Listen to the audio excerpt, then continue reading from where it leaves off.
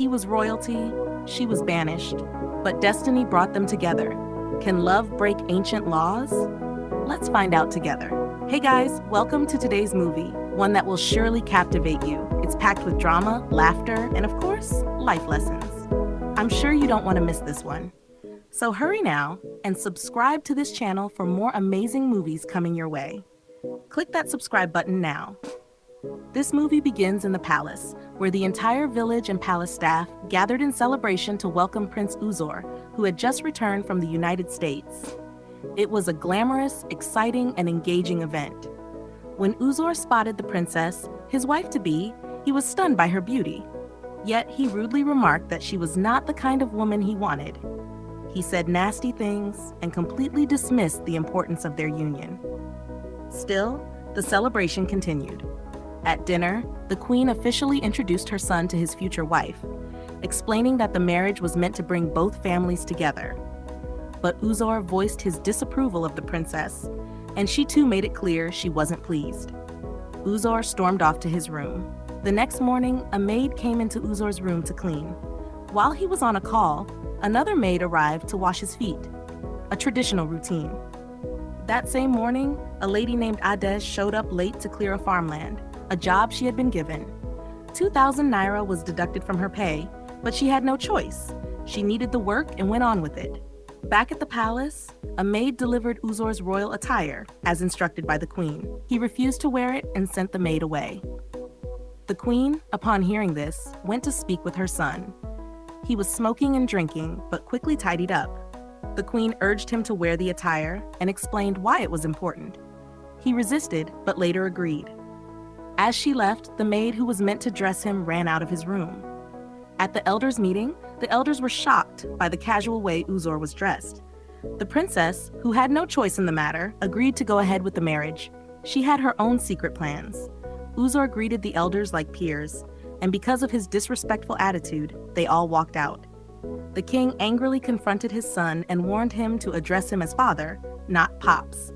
He then requested to see the princess, who was also preparing to meet him. But what secret plan is the princess hiding behind her calm acceptance? Later that evening, after Adesi finished her work, she was underpaid.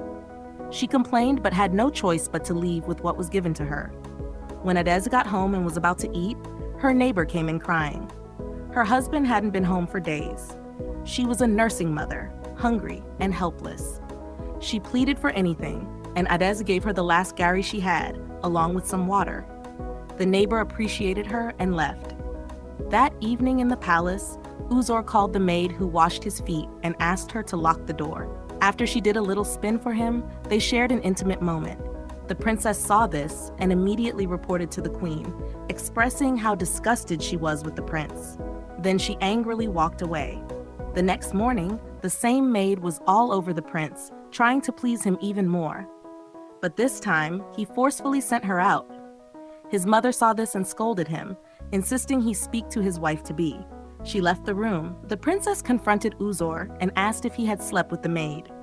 Of course, he did.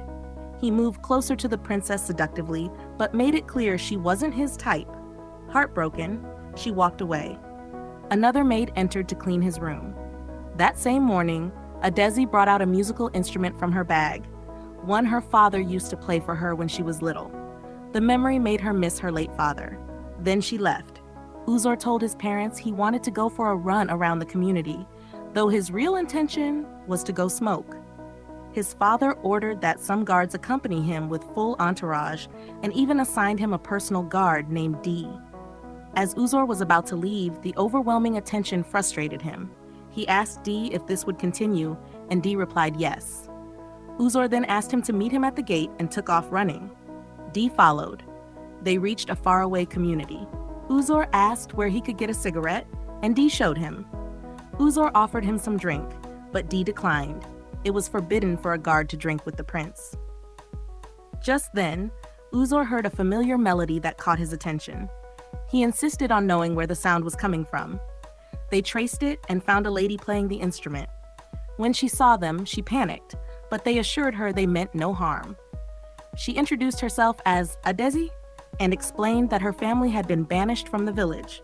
She promised she hadn't crossed any boundaries. She told them how she used to steal that instrument from her father to play for her best friend in school. That story triggered Uzor's memory. They were childhood best friends. Adeze realized it too and immediately hugged him. They exchanged warm greetings. Adeze told Uzor her life story, how she hustled to make ends meet, and how bad she felt each time she heard her best friend was living abroad. She spoke about her late parents, who were banished from the village. She reminded him that if she ever crossed into the village, the penalty was death. She was also shocked to learn that her childhood best friend was now a prince. This was because the former king had no successor, so Uzor's father was next in line. Uzor was equally surprised. Though he wanted to leave with her immediately, he couldn't, so he promised to fix the situation. He told her to meet him at the same spot the next day by sunset. Then they both went home. That night, they both reflected on the beautiful time they had shared. Uzor went to meet his mother. He rudely dismissed the maid like she was nothing, then asked his mother where his father was. She told him, but as she started speaking about the princess, he walked out. Uzor found his father by the pool. The king commended him and advised him to improve his dressing. Uzor then asked what would happen if someone who had been banished for 20 years returned to the village.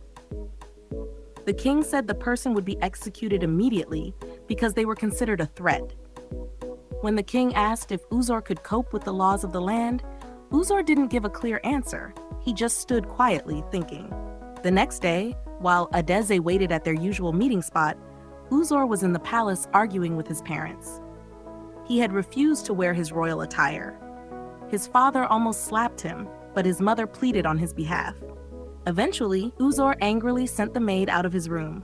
Meanwhile, Adeze, waiting in the bush, was about to leave when Uzor showed up. They shared another emotional moment together. Back at the palace, the king and queen were expecting the princess's parents to visit. They sent a maid to call Uzor. She returned and reported that he was nowhere to be found. The queen went to check for herself and confirmed it. She couldn't understand why her son would behave so irresponsibly. Adeze later showed Uzor the farmland she had cleared. He walked her to the village boundary, a place she must not cross. But Uzor insisted they spend more time together. Adeze explained it wasn't possible because of her work. Uzor gave her some money. After they hugged, he suddenly carried her and crossed the boundary with her, a forbidden act. Adeze was shocked and scolded him for being reckless. But when nothing happened, he assured her that she would soon be free to return home. Then they left. What happens when a royal breaks a law designed to protect the land? Will love be enough to escape the consequences? Back at the palace, Uzor's mother scolded him for not dressing properly to receive the princess's parents. They had left in anger. She ordered him to apologize to the princess. Uzor went to the princess and apologized, which shocked her. He promised to make it up to her and spend time with her. Then they both went to his room. Adeze was excited about the money she received. However, she began to worry. She remembered that crossing the village boundary was supposed to bring disaster, yet nothing happened. She started to wonder if she could safely go to other parts of the village too. Meanwhile, Uzor had finally made up his mind to care for the princess. But just as they were about to become intimate, the princess suddenly turned aggressive and started choking him. Uzor ran for his life. Dee, his personal guard, followed him outside and asked if everything was okay. Uzor only replied that the mistake he just made would never happen again. He was shocked that Dee was willing to serve him for life. When Uzor asked about Dee's own future, Dee had no answer. The princess then came to speak with Uzor but told Dee to leave. When he refused, she slapped him. Dee said he only takes orders from the prince. Uzor told her to go ahead and speak, but she left angrily. Will Uzor really marry Jasmine the princess despite her behavior? Let's find out. Days later, Uzor went to see Adeze, who was washing clothes. She was surprised to see him and asked how he found her. He insisted on helping her wash and said he wanted to learn from her. She refused.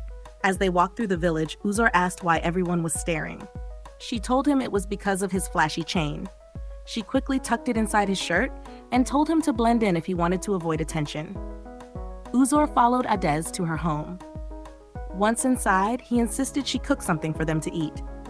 Meanwhile, at the palace, a maid informed the queen that the prince didn't want to be disturbed. That evening in his room, Uzor was deep in thought. He had flashbacks of his encounters with both Jasmine and Adesi. He overheard his mother complaining about the maids in the palace. Then he went to bed, smiling. The next morning, Uzor met with Adesi, excited. He told her that he was taking her to the palace that moment. Though she was afraid, he insisted and carried her off. When they got to the palace, the guards welcomed the prince, who arrived with Adesi. Inside, Uzor introduced Adesi as Samto, an old friend he wanted to help out in the palace since they were having issues with some of the maids.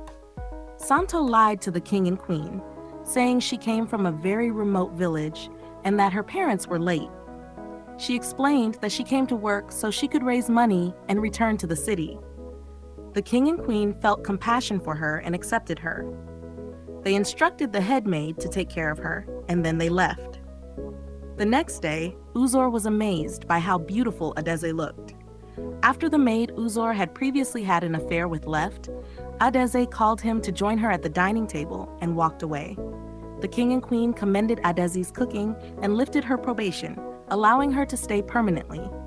When Uzor heard the news, he was excited. The next morning, Adesi went to the prince's room to massage and wash his feet. He praised her skills and how good she was at her work.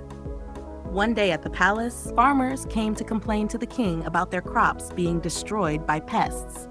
They said the products they bought weren't working. The king went in to consult an elder about a solution. The queen joined them and received the news as well. Adesi, who overheard, came forward with a solution. When the king permitted her to speak, she gave an idea about natural remedies that could work. The king approved her suggestion and gave her the go-ahead. Adesi is becoming very valuable in the palace, but what will happen if the king finds out she's an outcast? The next day, after Adesi washed the prince's feet, he asked her to let other maids do some of the work so they could spend time together. But she explained she came to work, not to play.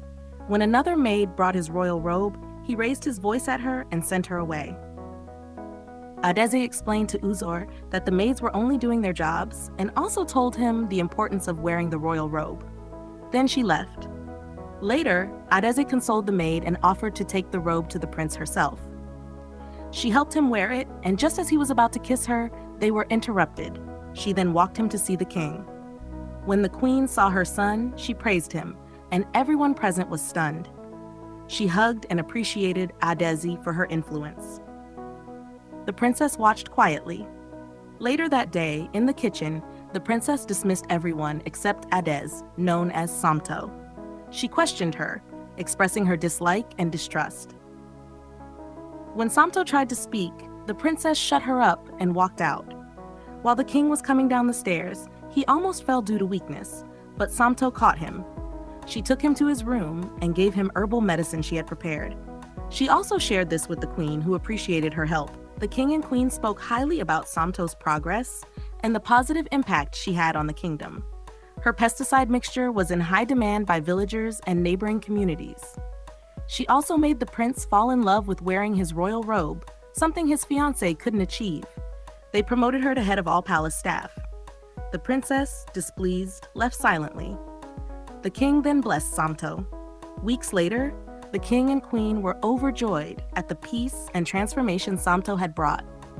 The queen wished Jasmine could be more like her. They both wished Samto could stay forever.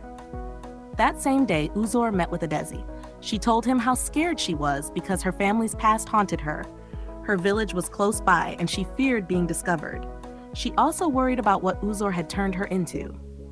He promised to go with her and revealed that his friend from abroad would soon visit the village.